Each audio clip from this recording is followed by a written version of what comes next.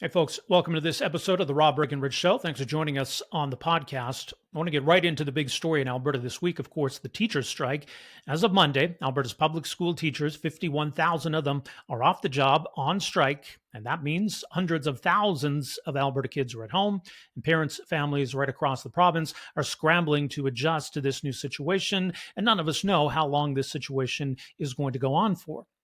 Now, over the weekend, there was some word of some exploratory conversations happening, but as things stand on Monday, there are no talks, there is no bargaining happening. Now, the premier, who was in Montreal, did comment briefly on Monday morning, speaking to reporters before a speech there, that she'd like to see the teachers come back to the bargaining table. She doesn't believe the two sides are that far apart. But of course, last week it was a pretty overwhelming rejection, just over 89% of teachers voting against the offer that was on the table from the province, which does suggest a fair amount of distance between the two sides. There's also the question of where public support is going to land on this, who's going to get the blame for this whole situation. Should note as well, of course, we saw over the weekend, saw on Sunday in Alberta, massive rallies in support of teachers and in support of public education, tens of thousands showing up at the Alberta legislature in Calgary and elsewhere.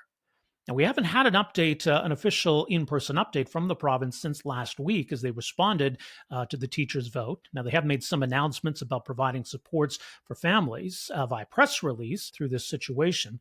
But I do want to get to our guest on the podcast here, as someone who's right in the thick of it all as president of the Alberta Teachers Association, Jason Schilling, joining us on the podcast. Jason, great to have you with us here. Welcome to the show. No, I appreciate you making time for me. So I know the premier did say today she would like to see teachers come back to the table. She doesn't think the two sides are too far apart. What's your perspective, first of all, on where things stand? Well, we still need to have negotiations and talk about the concerns that teachers are seeing within their classrooms, and just where government is willing to move beyond what we saw with the memorandum of agreement that was turned down by teachers last week. The suggestion maybe the two sides aren't too far apart. I mean, there was a pretty overwhelming rejection from teachers. So what does that tell us about the closeness or lack thereof of respective positions here? Well, what we were seeing through the bargaining process is that, teachers would put forward solutions to the issues that we're seeing. So, for instance, with complexity, we talked about a student-teacher ratio with a complexity formula for the students that we're seeing in our class. That was just outright rejected by government. And so a last ditch effort to address classroom conditions was the hiring of teachers. But teachers felt that that wasn't enough to address the concerns that's seen in the classroom. So there is some distance still there that needs to be maneuvered in terms of bargaining. We are still far apart, I guess, on how we would find a solution to classroom conditions that would make teachers happy. Well, and this, yeah, there are a lot of facets to this. I mean, there is Mhm. the wage component, there's the class size component, the number of teachers that Alberta has, the per student funding that exists. But as you say, there's also the classroom conditions issue as well. So, what is the main issue, the main concern of teachers right now? Well, I would put it into three areas. The first one would be the classroom conditions, and looking at a student-teacher ratio with some complexity factors in there is a good start. It's what teachers could see would work within the context of their schools. Of course, there's a salary ask there as well, knowing that teachers have seen a 5.75% wage increase in the last 10 years. The wages have been stagnant, far behind inflation. We also want to make sure that our wage is good and competitive to retain teachers that we have and attract new ones into the profession. And there's an element of respect here that teachers feel a level of disrespect from this government in terms of how they've been shut out of many policy decisions over the last couple of years around curriculum assessment legislation, around book bans, pronoun use in schools. They just feel that a lot more has been added onto their plate in the last couple of years without their input. So they feel disrespected by that as well. Yeah. Well, yeah, I think some of these irritants have been there for some time, but I mean, it's been over 20 years since we've seen a teacher's strike. This is the largest strike we've ever seen in Alberta. What does that tell us about how much things have deteriorated then that it's got to this point? Well, it tells you that teachers have had enough of watching students fall through the cracks. And we can seem to be in this cycle of do more with less, chronic underfunding, and teachers want to break that cycle. It's not only about our classrooms and our working conditions now, but we're also looking 5, 10 years down the road. We don't want to keep having the same arguments over and over again. Ironically, we are on strike for relatively the same issues we were on strike for in 2002. In terms of what the Alberta government can do, is it realistic that the Alberta government can address all of these issues? That we can build more schools, hire more teachers, hire more aides, put more resources in the classrooms, and also add a wage increase on top of that? Or do you think these are realistic Well, expectations? yeah, well, one of the things that we need to do is decouple building schools from contract negotiations. Okay. I've noticed it's been conflated. That's not Yeah. a teacher's responsibility to bargain the building of schools. That's the government. That's the job of government. So is hiring teachers and EAs for that matter.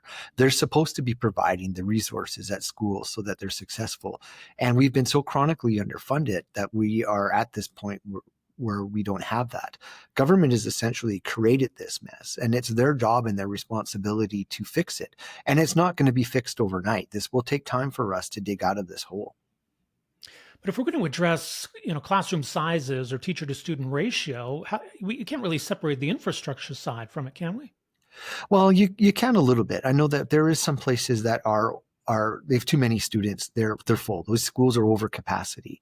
But you could get extra individuals, extra teachers in those buildings to help out. So maybe a large class has two teachers. Maybe there's a teacher that is working with students on individual level to pull them out on programming, one-on-one reading, doing small group work with that. Teachers and schools are very creative. And if you give them the people within the building to do that work, they will find a way to make it work.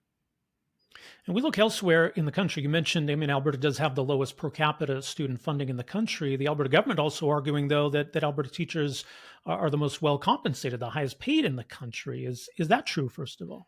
Well, they're projecting numbers out. If we had settled with the mediator's recommendation and with the memorandum to 2027, but they're comparing us to other jurisdictions and other provinces like BC, Saskatchewan, Manitoba, who've not bargained till 2027. So I'm a bit mystified as to where they've Mhm. got these numbers and how they are able to make this comparison. Right now, Alberta teachers are not the highest paid in the country. We know that. And we would like to, we were at one point, and teachers aren't asking for the moon, but they're definitely asking to make up for lost inflation and keep pace with current inflation because our wages haven't done that. Right. And if the government's going to point to wages in other provinces, is it also fair then to point to education funding in other provinces? Is that a fair comparison? Well, I think you could look at education funding in other provinces, but you could also look at other provinces in terms of their contracts as well. So BC has a student teacher ratio. They have guaranteed prep time in their contracts. Same thing with Manitoba. They have assignable time levels that are smaller than Alberta's. So you could say just purely on wages, but there's other factors within the contract in terms of working conditions that teachers in other provinces have that the government is not willing to move on and give to teachers here in Alberta. So right now, obviously, this is very disruptive to families who have kids in school. For teachers, there's the uncertainty of being off work, not knowing for how long, not being paid through all of this. So, in terms of, I guess, your message, I can ask what your message is to teachers. But first of all, what's your message to parents right now? I know this is disruptive for parents, and I understand the anxiety that it creates. Students are home; we want them at school learning, but teachers have taken this bold step because they're standing up for public education. They're standing up for those students that are coming to class, for these parents, kids who are coming to school when we don't have the resources to teach them the way that we would like to. And we think that their kids deserve a better education. We deserve to have high quality teachers in classrooms who can do their jobs. And so I would hope that parents would be supportive of that. And quite honestly, we saw tens of thousands of people show up at rallies on the weekend doing just that. Parents see what's happening in schools and they have some concerns as well.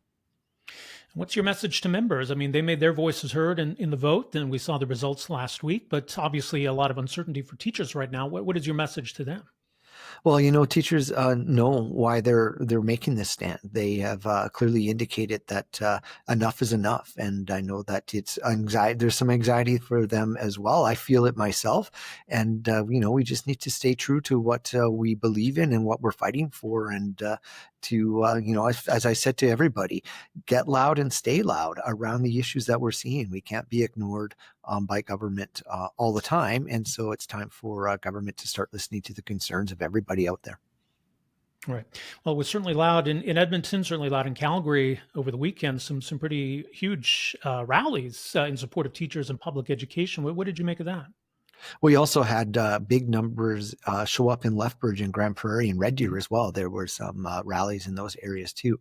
I think it was an extraordinary show of support for teachers, for students, for public education, and it should be a strong message to government that 20,000 people showed up in Edmonton to show their support. That changes need to be made. That we have to do something with the way that we fund education and treat teachers and provide resources for students, because what we're doing right now is not working. This is a broken education system and we need to fix it. Do you think the government wants to fix it? Does the government believe in public education, or is there more going on here about changing or overhauling the way education works in Alberta? Well, I've seen a little bit of that as well with the announcement last week, very quickly, I might add, by the way, of money for parents to help with childcare costs and these poorly developed packages for parents to use at school with students.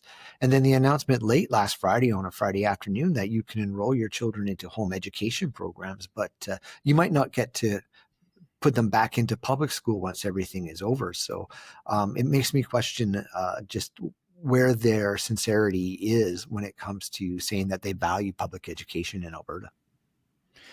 We talked about the last teachers' strike in Alberta, and I mean, we've seen in the past the government willing to legislate teachers back to work. The Alberta legislature resumes later this month. Is that something you're watching for, worried about, or what are your thoughts? We definitely have it on our radar because we know that it's one of the tools that government has to their within their toolkit, and both sides have levers that they can pull when it comes to bargaining, and that's one of theirs. If that should happen, we will assess the situation at that point and determine with our provincial executive council what our next steps will be at that point if it happens. Would that mean imposing a contract on teachers, or arbitration, or what would be the contract side of that? There's a couple of ways that could be resolved. So they could go into arbitration and settle the matter that way. They could impose and write in a contract if they wanted to for teachers. But they have both of those levers in there. But I think a legislative contract would be incredibly unpopular with our members. And it's only going to spur more disagreement, more fights later on down the road. So does that add any urgency the next couple of weeks here to try to get to the table or get a deal done, or are you approaching it without that in mind? No, we definitely would like to find a negotiated settlement that's going to work. But we know for the last two rejections of the offers that have been put forward, or what government was willing to do, is not working for teachers. So they did reach out to us to come back to the table, and we met on Friday. We're doing these exploratory discussions in terms of trying to, which is not unusual in bargaining and through this process, but to sort of find a non-confrontational way to sort of talk about the issues that we're seeing so we can get into bargaining and try to find a solution that way. Right. And I guess one phone call can start to change things, but as it stands now, that's not happening. There's no quick end in sight to this. There's no end in sight right at the moment, but hopefully we can find a way through with negotiations and try to find a resolution, like I said, that's going to work. Teachers have some high expectations about what they want to see in terms of their classrooms and their compensation, and so we need to find a way to get forward to that. Okay. Well, it's mentioned teachers.ab.ca is the website. Jason, appreciate the update. Thank you so much. Make some time for us here. No, you bet. Thank you for having me. Okay, so that is Jason Schilling. He's president of the Alberta Teachers Association. So his assessment of where things stand and kind of an overview from their perspective as to what the issues are here and what teachers are looking for. As noted, it's been almost a week since the Alberta government has held a news conference to comment on the situation. The premier did make those comments Monday morning in Montreal that we mentioned, hoping to get teachers back to the table, saying she doesn't think the two sides are that far apart. There was an announcement via press release on Friday from the Alberta government, just reaffirming some of those supports that were there to help parents of younger kids with childcare costs, making sure they're aware that there's also some additional learning resources available. And you heard Jason Schilling allude to that. But we haven't really heard anything from the Alberta government on this whole situation since Tuesday of last week, September 30th, which was the day after we learned the results of that vote by Alberta teachers. So just going back to that again, just so you're understanding where the province is coming from, here was Alberta Premier Danielle Smith commenting last week on the Alberta government's position here. What was offered to Alberta's educators is very generous. and was the highest general wage increase proposed in over a decade. A Category 5 teacher at the top of the pay grid would make $114,800 a year in 2027. That is roughly $107,000 after provincial taxes. That's the best in Western Canada, in a province with lower taxes and no sales taxes. It's also higher than in British Columbia, where we know the cost of living is much higher. We have heard loud and clear from teachers that over 80,000 new students entering our system over the past 3 years supports to address class size and increasing classroom complexity. If we need to provide these supports, it's absolutely necessary. That is why we're investing $8.6 billion to build 130 new and modernized schools, which will add 200,000 school spaces by 2030. The settlement also proposed a massive investment in teacher hiring. 3,000 more educators over the next 3 years, 1,000 teachers a year, as well as a commitment to hire 1,500 more educational teaching assistants. The Teachers Employers Bargaining Association committed to those solutions to help improve classroom conditions, and it provided a general salary increase that more than half of the other government-funded unions in this province have already accepted.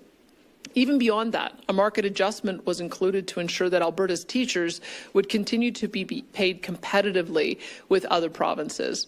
All of this was on offer at a time of great economic uncertainty.